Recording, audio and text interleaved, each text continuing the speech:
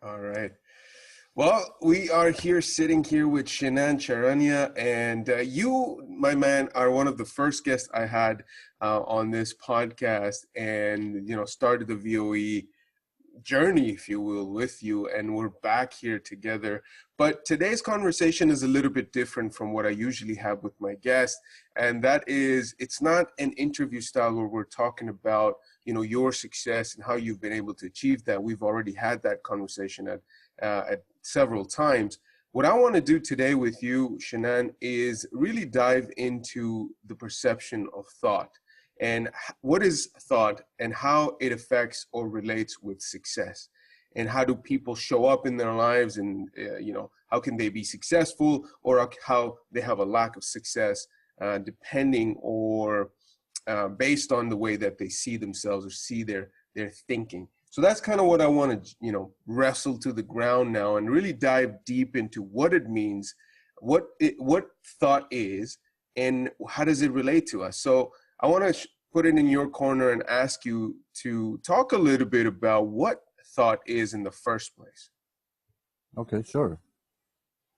So to me, I've come to see that obviously all of us are thinking beings, right? That's how we create our world, is what kind of projection we are having through thought. And that gives us a perspective on the reality and shapes our reality moment to moment to moment to moment. So it could be very wavy within like 10 minutes. I could have a very insecure reality that I'm creating with the thinking that I'm doing. And 10 minutes later, I could be full of delight and joy and happy and grounded. And why that is, or why that would happen, as far as I can see it, is because our thinking changes moment to moment. So how does that relate to people creating the reality and how successful they are, and how does thought relate to that?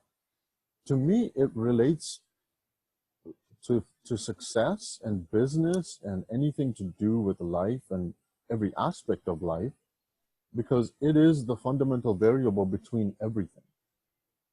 And because people don't see it, or the reason I should say people don't see it, is because it's an immeasurable thing, right? So science hasn't been able to measure it because it's invisible, it's immeasurable, and it's a variable that misses everyone.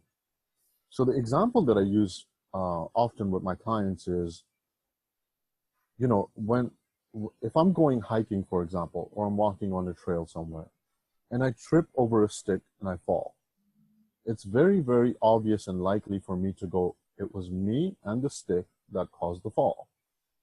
But if we really look at it, it was gravity that caused the fall, right? That variable has to be there in order for me to fall. But because it's so common, it's in everyone's life, it's a constant truth on this planet, gravity, we don't consider it. We're just so used to it because we're born into it. Well, thought is the same way. We're not considering it because we're so used to it. We're born into it, and every single person has access to it. So it's a constant truth about life. It's not a belief. It's not a concept. It's a truth. Everyone thinks. And so what most people miss, and what I've missed for years, and I continue to miss when I get caught up, is that when we're not paying attention to what's creating our reality, we're more likely to be fooled by it being created from somewhere else. So most of us, it looks like the outside world is creating our reality. Oh my God, this circumstance is happening. I should do this about that. It's making me feel this way. Oh, that event made me feel this way, so I should react that way. Right. But what we're missing is that event is an event, or a circumstance is a circumstance, and our thinking about it is what's going to cause our feelings. So just like gravity is the middle variable between me and my fall, me and the stick and the fall, thinking is the variable between the event and how I react to it. So I'm not reacting to the event. I'm not reacting to the circumstance. I'm reacting to my thinking about my circumstance. Right.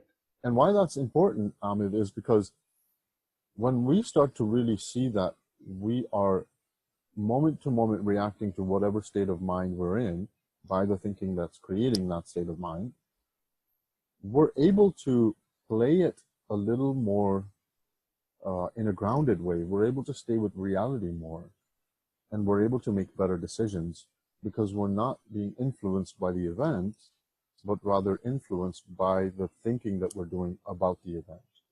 Mm-hmm.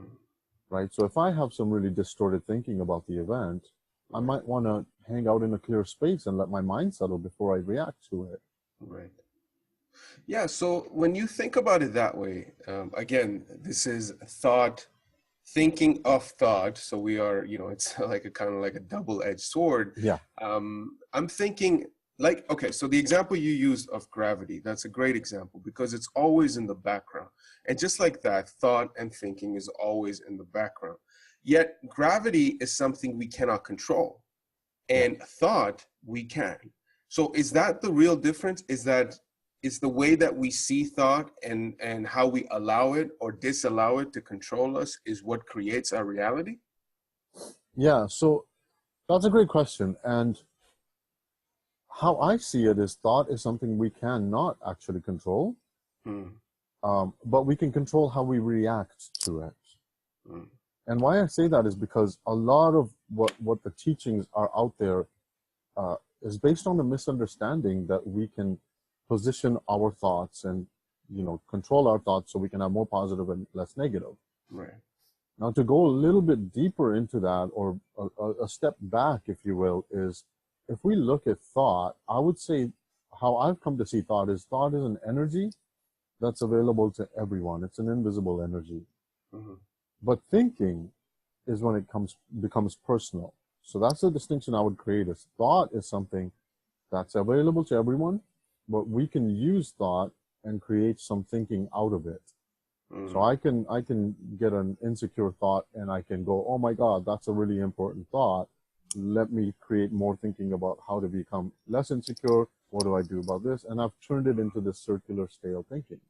Right. And now it looks like I'm controlling it, but what I'm really doing is adding more thinking to it. But I'm not controlling thought. I'm controlling how my reaction to thought is.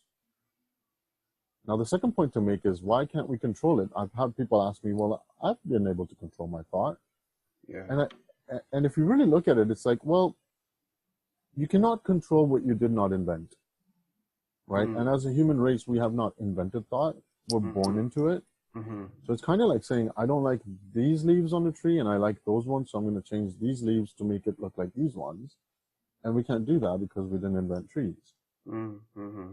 So, using that as a metaphor, coming back to thought, is when we can truly see that we cannot control thoughts, but we control how we react, we start to take our thinking less seriously. And that's when we're able to be engaged with reality more and more, and with our thinking less and less.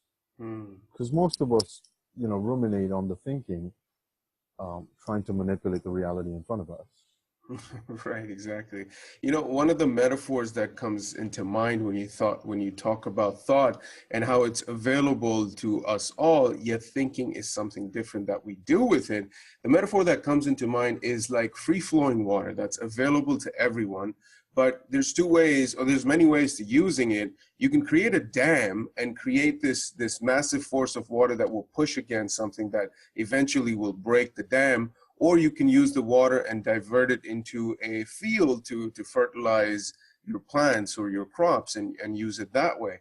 So you're not really controlling the water, you're just controlling the flow of it, or you're controlling how it is manipulated in some way. Maybe that's not the best word, but it's really, that's what you're doing. So if that's the case, if we can control, or if we can manipulate thought the way that we can perhaps manipulate water, what should we do? Like, should we build dams, or should we, push it out to fields and harvest our crops? And what does that look like in terms of like our own way of doing things, like the way that we, conduct our day-to-day lives? You understand what I mean, right?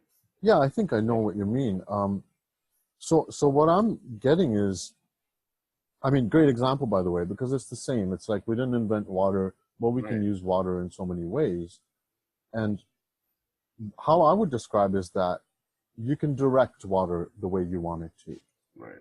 right? So it's the same thing with thought. It's like you didn't invent it, you can't control it, but you can direct it. Hmm. So if I have a great idea, I want to direct that into action and so on. Hmm. And if I have a really insecure thought, I don't want to try and change it because that will just cause me to think more about the insecure thought. And the second thing is, and when I say insecure, it could be stressful and anxious, anything. Right. The second thing is when I'm trying to get out of an insecure state of mind, my best ideas are coming from an insecure mind, Mm. right? So I have a distorted state of mind, Hmm. and I'm trying to find ideas on how to get out of a distorted state of mind. So my best idea is garbage at that point. Wait, you're saying that you're trying to fix a problem from the state of that problem, and that's why Yes, there's no right. Okay. exactly, Right. exactly. And so that's why it's no use for me to fight that.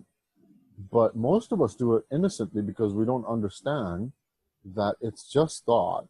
It's not real. You're not actually insecure. You're just having an insecure thought. Mm. And so when we leave it alone, it starts to fade because, as everyone has experienced, nature of thought is to fade. You don't have the same thoughts you did at 7 a.m. versus now. Yeah. So leaving it alone will have it fade. And if you like the thought, if it's a great idea, if it's giving you a good feeling, you might want to direct it your way because that's in your power. And the Mm. more we can do it that way, the more we can create our reality by the thoughts that we direct. So the more we understand it, the more we will obviously choose the ones that we like and create our reality that way. Hmm. You know, you said something interesting that, let's say, if you're getting a thought that you're insecure, you're not really insecure, is what you were saying. Now, thoughts create our emotions, and emotions make us feel the way we do. Isn't that the thought that we've had, that I'm insecure, that I'm feeling insecure, actually makes me insecure? Like, how do you make that distinction between a thought of being insecure, and I'm just using insecure as an example, Mm-hmm. and that person, let's take my example, or anyone actually being insecure? Like, what is the distinction? How can you say that the thought and you, who you are really, is not the same? Yeah, that's a great question. Um, so how I see it is that our mind has the potential to bring in thought moment to moment, and all of them can be fresh. So we have the potential to have a completely fresh experience the next moment from the current one we're having, Hmm. right? So if I'm insecure by 5 p.m., I'm sure those levels are going to be different. I Hmm. might still be insecure, but it's not going to be at the same level. And And is that a matter of choice? Just to interject and add this point in here, you know? yeah, so it could be a matter of choice. So this is how I would explain it. If we don't understand that it's a thought, we're going to try and do something about it because it looks real to us. Hmm. And at that point, when we're trying to do something about it, all we're doing is hanging on to it. So it doesn't leave. Right. So it's a choice that's misused, right? We're misusing our free will to go, ooh, I have this insecure feeling right now. How do I get rid of it? Oh, it's not going anywhere. How do I try this? Oh, it's not going anywhere. So I'm choosing to hang on to it. Hmm. But if I can understand that it is a thought that I'm having, it's not like me, then it's likely to leave faster if I don't mess around with it because that's something that I didn't invent and I can't mess around with it anyway, Hmm. right? So to answer your question, how do I know if I'm not really insecure and it's just a thought? Number one, to understand how thought works. Now that's where most people I see struggle with because they want to understand how their thinking works Hmm. instead of how thought works. And when we're looking at the whole nature of thought, Hmm. ours is included in it, but you're actually looking at the entire experience being created by this energy of thought. And therefore, you're not looking at your individual experience, but you will understand your individual experience as a byproduct.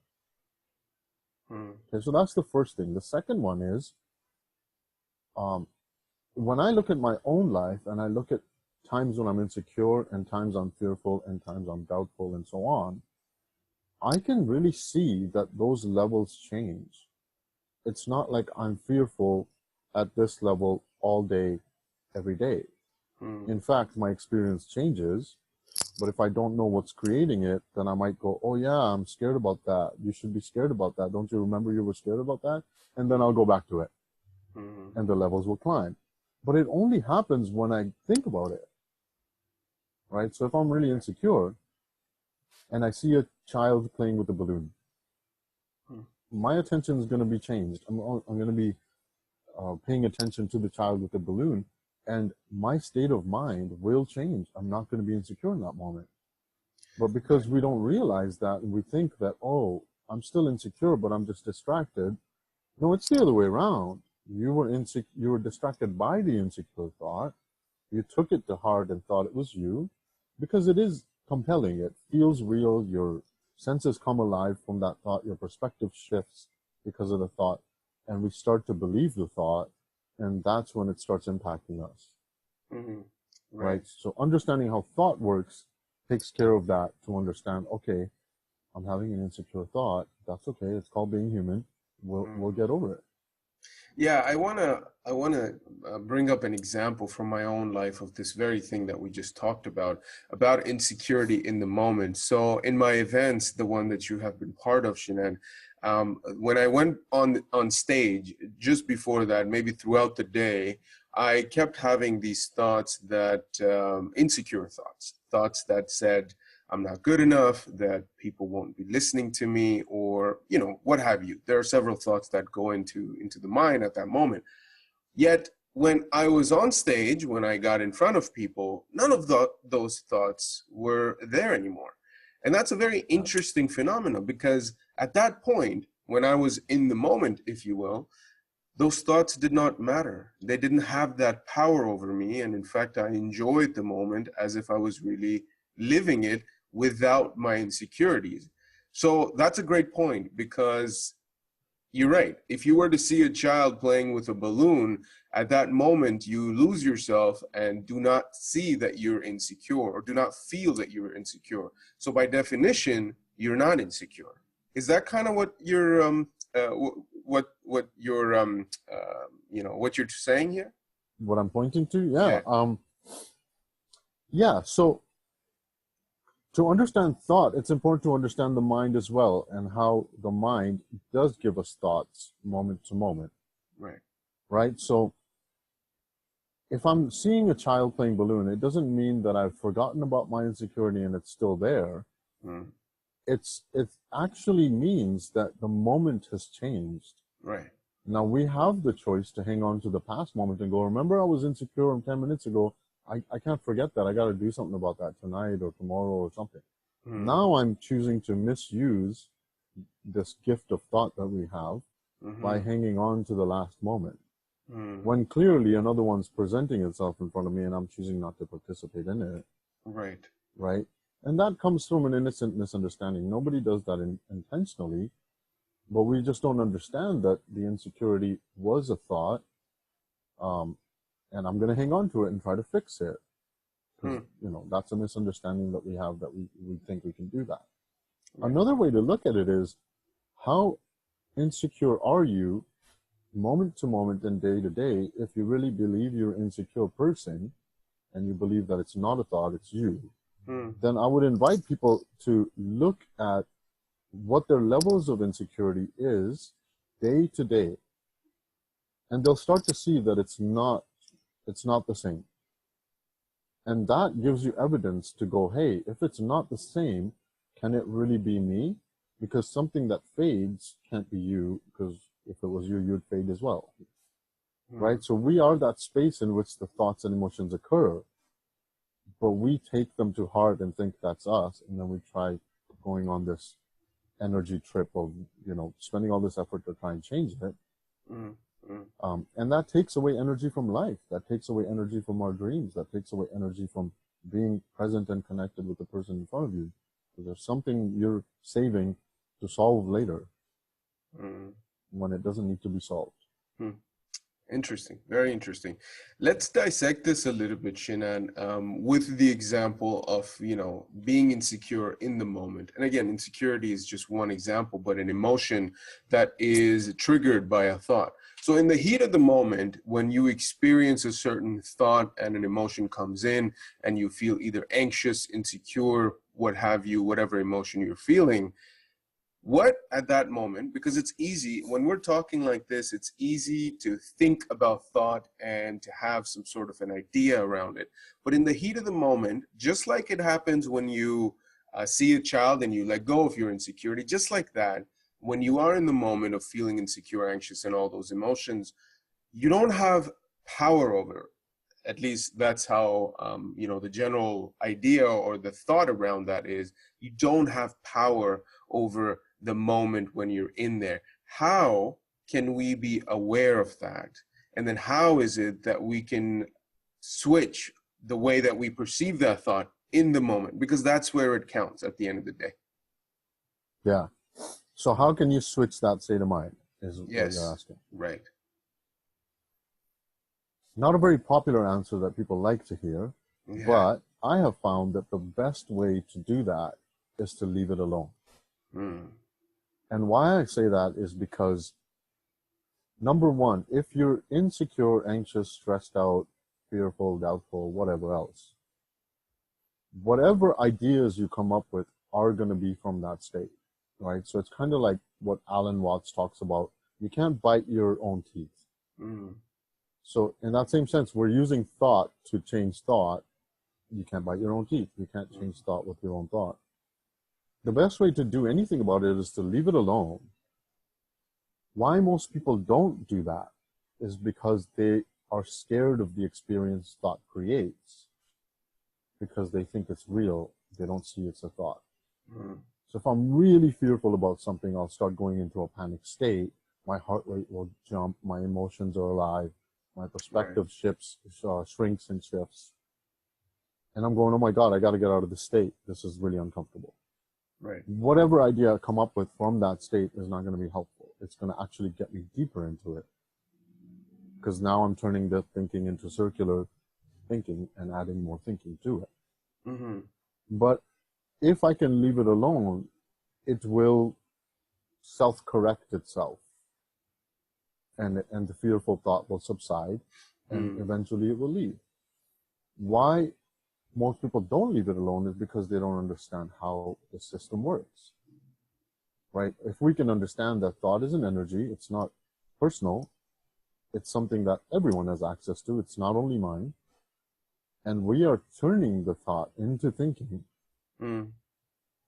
If I can really understand that, then I won't automatically, what my common sense will tell me is, oh, that is just thought. I have completely misused it in this moment, and now I'm in the state.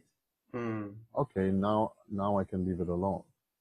So continuously looking to understand the system will help us understand how serious or unserious the thought we're having in the moment is. So when you say how we need to understand the system, or how much energy we put in understanding the system, how can we understand the system? I mean, having conversations like these are great. And we, this is, if someone is listening, then they will understand the system a little bit more. But how do you, on your own time, continuously evolve your understanding of thought and be able to have a much more evolved sense of how you perceive thought, so that you can be able to not wrestle it every time a thought comes into your mind? What can we do on our own times? Yeah, that's a great question. There's many resources out there that I have found really helpful. So one of them is the 3 principles, which is a community. It's a model of the mind, which really points to mind, consciousness, and thought. Those are the 3 principles that explain how the human experience and the system works. Right. So that's one resource. Others are different truth teachers, from different Indian spiritual teachers to Korean, Japanese, Eastern religion and tradition talk about this a lot. And what they're really pointing to is, and people like, Robert Adams, Muji, and there's a spiritual aspect to it, because I know that people I've talked to, they go, oh, spiritual. Well, I don't want to talk about that. I want to talk about business. Well, it's really important to understand that you are a human being. And if you want to talk about business, the business runs well only if the human runs well. Mm. So yes, it's very beneficial to learn about business and the skills and the strategies and the techniques and systems and programs. But if the human behind it is not grounded, the business is going to be a reflection of that. Right. So that's why most of my work, if not all of it, is always pointing back to how grounded are you, and how do you see yourself, and how much do you know about yourself? Because that's going to reflect in your relationships and business. So all the teachers that I've named really just point to the fact that there is a unencumbered potential of the mind that provides thought moment to moment. And if you can see that you are the mind more than the thought, you will identify less with the thought and more with the mind, which is the space where thoughts come in. And consciousness really just explains how you are aware of the thought you're having, right? So I can have an insecure thought, but I won't know I'm insecure until it comes into my consciousness, and consciousness tells me I'm aware now that I'm insecure, right? So consciousness basically tells you that the thought, it brings to life the thought that you're having. Yeah. Right? So thought comes into consciousness, and then your perspectives, your senses, your emotions, they will all come alive because of that. So many teachers out there, it's really important for me to understand that not to get stuck on what the teachers are saying, but what they're pointing to. So all of it is just a metaphor pointing to the actual facts of life that every single person has access to.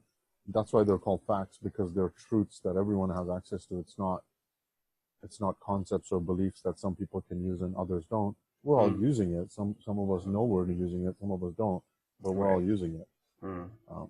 So, to pull a full circle on that, I would bring it back to how gravity is, and how we can't control gravity. We can't control the amount of pressure it provides.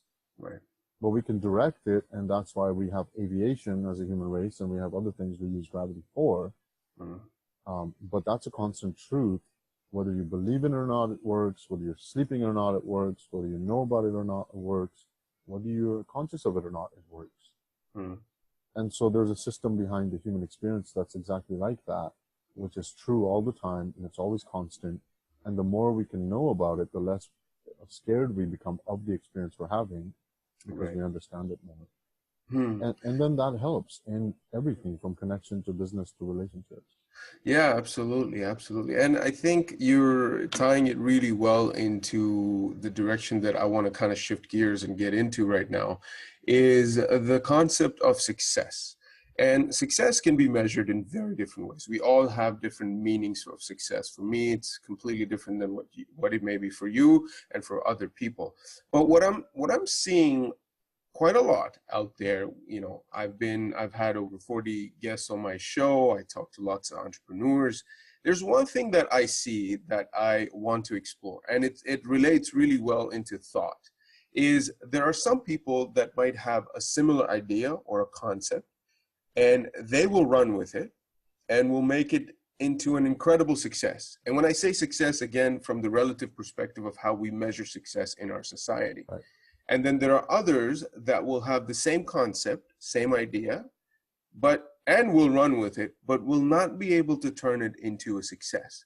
You see that in your profession quite a lot with coaches. There's tons of coaches out there that are incredibly successful. There are more coaches that are not successful. Concepts are the same, maybe methodologies are the same. Why is it? And I want this to be tied into thought, because in my mind, it must be.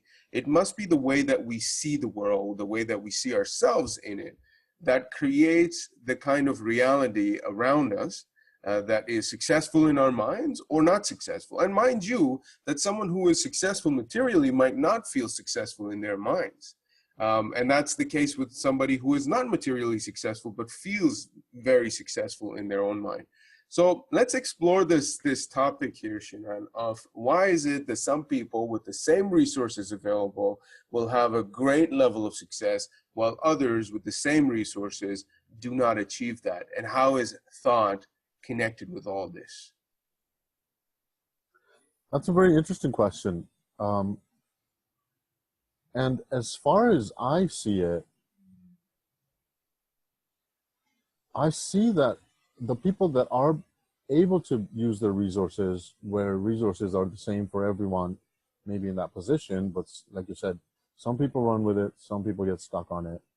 Why would that be? So as far as I can see it and the experience I've had, I see that some people can see that they're having insecure experience created by thought. If you really want to tie it to thought and use insecurity as an example, I have this great idea. It's extremely creative. It's lighting me up. I'm inspired by it. I want to put it into action. And some people will get the, well, I would say everyone would get the thought that says, what if it doesn't work out? Right? So some people will be able to see through that and go, this one is going to work out. It's pulling me. Yes, the what ifs are there, but it's pulling me. Kind of like the example you gave about, trying to be on stage, but having this insecurity, but then still doing it and going, I'm going to do it. And then it subsided. Those thoughts left. Versus other people who will get those thoughts and believe them and expand their attention on them. So their attention on this one will shrink and this one will grow, and that'll become their reality. So therefore they'll act according to that reality, which will put them in an insecure state without action. Right. So you're saying, like, to dissect that a little more, some people may have the thought, let's take the same example of the stage fright or the anxiety around it, is that I will be, let's say, ridiculed, or I will not be liked, so I will stop doing, or I will stop taking that action of being in front of people on a stage, versus somebody else who will say, even though I have this thought, I will push through it, and I will go on the other side of it and let experience, bring me to whatever good that there is on the other side. Is that really the difference when it comes to people understanding and perceiving their thought and going past it? Yes, I would say in a very simple way, yeah. Right. The most simplistic level is that it's like, if we can understand that our thought creates our reality, and everyone's thinking creates their reality in the moment. So that's like the fundamental level, right? So you can explain that in different ways. I've talked to people and asked them that same question, and they've said, you know what the work that I'm doing is a lot more important than my doubts, right? And that's been with me too. It's like I used to do those I Dare You to Speak events, and I used to get really nervous. But I was so empowered by it. I was like, man, this is so important that people get out on the stage and speak about their story and people be inspired. That was more important to me than my insecurities. So therefore, I went through with it every single month. But that's saying the exact same thing. It's like, this thought is so much more important to me than this thought. So I'm going to follow this thought. Right? So that on a fundamental level, it is just thought. But people talk about it in different ways. Another way I've heard it is, why do you get anxious before you go on stage? And I guess the best answer I've heard that I relate to as well is that I get anxious when I go on stage when I'm about to do something important to me. Yeah. Right? If it's not important to me, I'd probably go on stage and blab about it, and it doesn't matter to me so much, so I don't care about it. Sure. And that's a great way to look at it, because it tells you, yeah, it empowers you. It's like, man, you know what? This work is really important to me, and therefore I'm getting nervous about it. So that's a way to talk about it where people can relate to it. But again, if I was to step back and look at the same exact sentence from a fundamental level, this thought of this being important to me is more important than the thought of me not doing it. Both are present. Which one do I want to focus on? Because, what we focus on expands. Mm-hmm. Mm-hmm. Yes, absolutely. That's so true. What we focus on expands. And I see that very much in my life, where if there's something that I'm focusing on and I work towards it, that there's no other choice but for it to expand. And that's a very empowering thought, again, because it makes me feel like thoughts are not in control of me at the end of the day, that I am. So for sure, that's definitely there. There's also this concept of the self saboteur, if you will.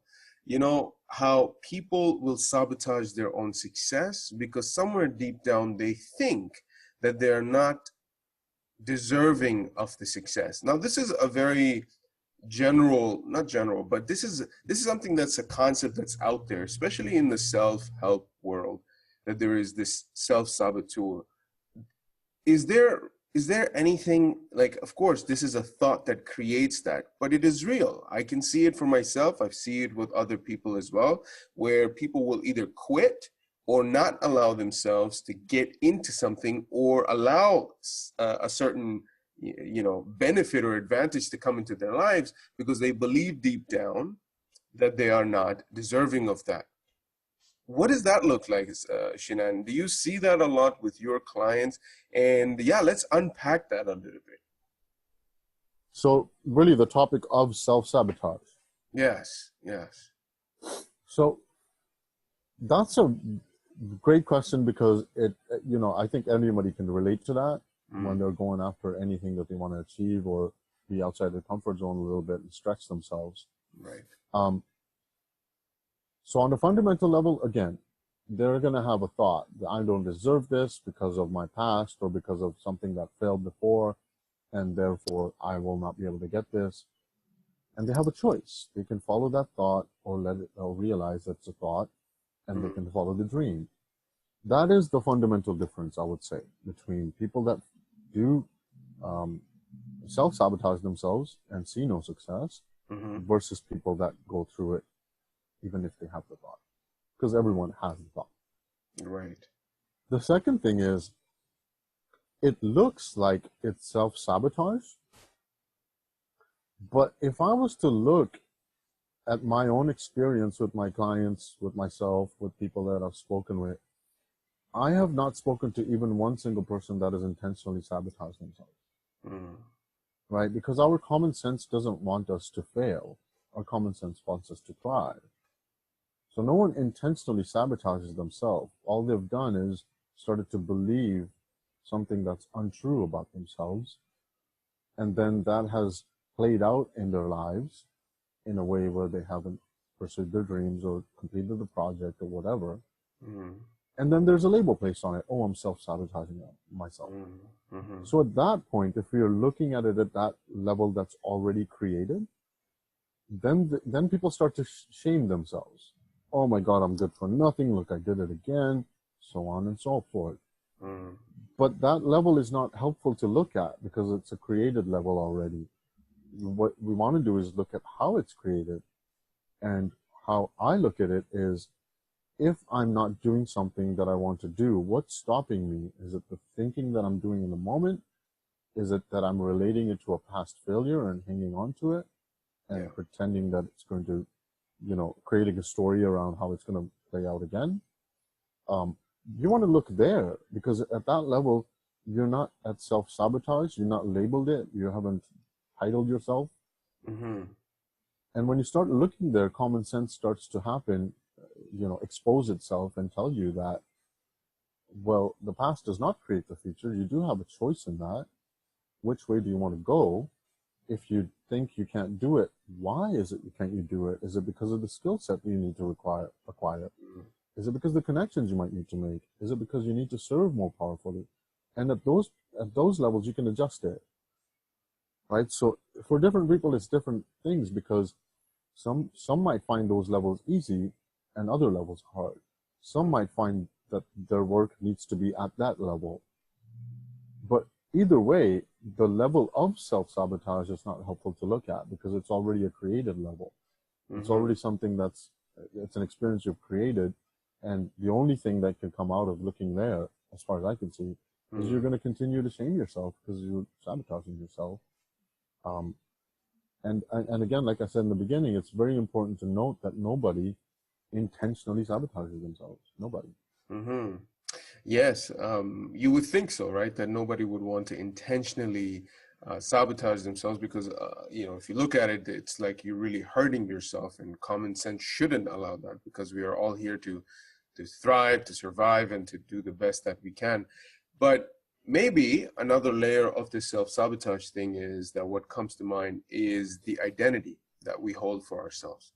That when you look at yourself, you see yourself as a certain way. When I look at myself, I see myself as a certain way. Some of the identities can be very empowering. And what I see, again, when I speak to entrepreneurs from all different backgrounds, is that the ones that are really doing big things in their lives, they have an identity about themselves that they really believe they are ready, or they have the capacity to do big things. The ones that cannot but have a dream to do it but seem to be running into roadblocks is because they see themselves as not big enough players to play in that arena. That's something that I am experiencing or seeing with entrepreneurs, with people from all walks of life.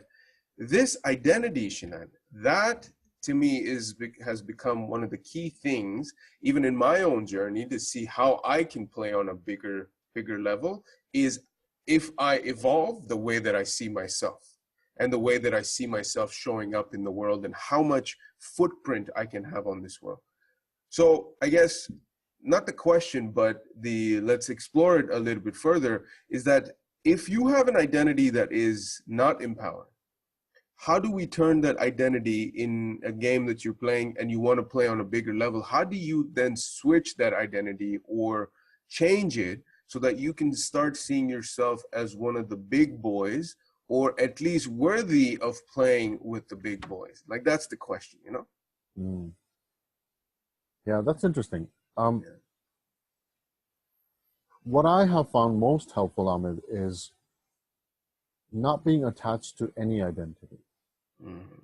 And why I say that is because although it's empowering to look at yourself in an empowering way and to believe empowering things about yourself so that it can propel you, what I see comes with that is, number one, it creates a boundary. Mm-hmm. You might be in a really good space and look at yourself in a really good way, but you can't see beyond that. Yeah. Right? So it might be a wonderful boundary you've created. I am so empowered by how I look at myself, and my self-identity is there. But what we're missing is what else is possible that you've just shut down unconsciously because you've created this identity about yourself. Mm-hmm. The second point is most people do that to get away from a bad identity. Right? So if you don't have disempowering beliefs about yourself, you're likely not going to try and switch it, because that's the only reason I see where people want an empowering belief about themselves is because they're used to having a disempowering one. Right. And the most useful thing, again, is to look at how all identity fluctuates. How I see myself at 14 is different from 26, to different to 32, to different to now. And what that tells me that if it fluctuates, it's away from reality. It's away from truth, because truth doesn't fluctuate. And what is useful is to move into having no identity about myself. How that's been useful in my life is it helps me make things about others more than myself. So I'm in service more than I can ever imagine when it's not about me. I can serve people that are more successful than me because I don't need to be at a certain level or see myself at a certain level before serving them. I don't need to limit myself in comparing my knowledge with somebody else because it's about them. So that's one way, moving into a place of having less respect for how you see yourself, whether it's disempowering or empowering, serves you more powerfully.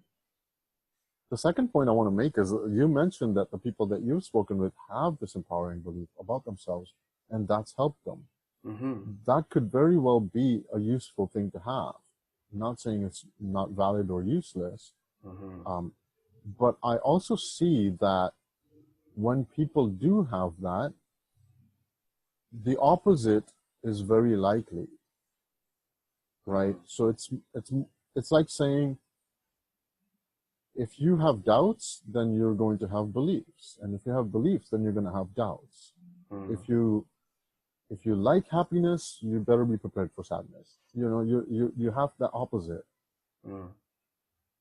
So the people that are really successful that I've spoken with, I've seen that they find it that the empowering beliefs about themselves and the self-identity that they have, they want to adopt that for levels of success, but they find it hard to maintain because they always have to maintain that picture of themselves before they do something. So it takes a lot of energy. Yes. And it is going to fade, whether it's in 5 years or 25 years or 30 years. It's not sustainable. It takes a lot to sustain this image of yourself when life is continuously giving you new experiences and new moments and new possibilities. But we're too busy hanging on to this one that we think is so empowering. We're missing what's actually going to empower us even larger. So yeah, that's where I would go with that. Is like, I'm not saying that it's a useless thing to have. I just see that there's so much more potential in not making it about yourself at all. Yeah, I think so. You know, even when you don't make it about yourself, you're still seeing yourself as the person that can serve, maybe serve on a greater level. So I think you're right to have a certain strong identity about yourself, that, you know, you're a certain way and only then are you allowed or able to play in a different game, can be like a double-edged sword where it can go the other way as well. But to see yourself as somebody that, you know, can serve on a great level and does not have to identify or adhere with a certain identity could be more powerful. I definitely see that as well. Yeah. So just to add to that is like how I've seen that play out in my life, and this has come from mistakes and, you know, being really insecure about what kind of value I can provide and am I good enough and all that. What you just said, it's a double-edged sword. Well, the only thing left to do there is to experiment, right? Because if you're experimenting, for example, with service, you said, if I can see myself as somebody that serves, then only I'll able to kind of play in that world. But for me to see that, experimenting with it will show me the reality of it instead of trying to believe in myself and try to empower myself. I can go and experiment with it, and then, you know, who's a better measurement of your success than your clients? Like, I can talk about me all day, but they're going to tell you exactly how good I am. Right. Yeah. Right. So that kind of reflects itself. Like, experiment, come back to it. Experiment, come back to it. And then whether you see yourself as somebody that can serve or not, your clients will. And that's a good measurement to go by. And it's a helpful one to go by. Totally. Shenan, since this is a conversation, is there anything that you want to address, a specific topic that you want to talk about real quickly here? Is there something that comes to mind?